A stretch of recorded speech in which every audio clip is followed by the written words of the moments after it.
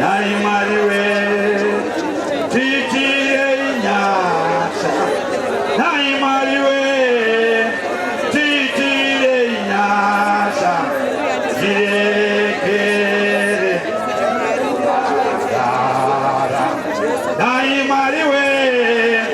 titire inyasha naimariwe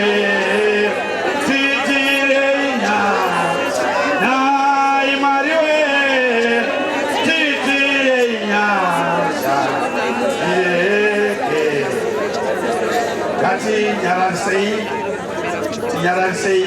tinamati musitare nyumari baba zitare mwanakomana nezitare mweya unoera vachiripo havo pachigaro watakatenda kuna iwo shumba irudhiro kwa Judha vachiripo pachigaro nyamatata anopenya mangwanani vachiripo pachigaro Jehovha wedu ava kunyange pazvinorema muupenyu asi varipo pachigaro kana vatanga rwendo Jehovha ava vanokusesedza dakara uchisvika maduto emunzira angavapo but destination is certain tinosvika tete kumhiri naJehovha vatifamba nesu kunyange maduto akasimuka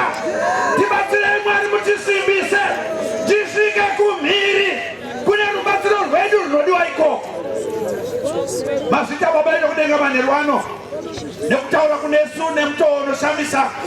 kuti zvinokwazo patinotanga zvinenge zviri nyore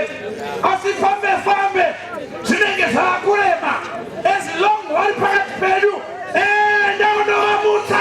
dutu riya rasimuka Mwariwe enda undovamutsa wandoziya dzasimuka kana pavakasumuka chete vanodaidzira kuti peace be still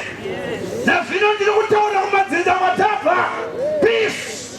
be still kumweyaterere pamusuzire pano tiri kudaidzira manheru ano peace be still in Jesus name. Rangarire mwana wenyu mufundisi Majoni pasi pechigaro chenyu ngaakotwe nemhuri yake meya mutsvene waMwari nesoko raya kwatiri tibatsirei tiri kose mukati memwoyo yedu tigorega kumutadzirai vatidzidzisa Mwari kunyange maduto akasimuka dzikama muzive kuti ndiri Mwari. Muzita renyu Baba, muzita remwanakomana namweya unoera. Amen.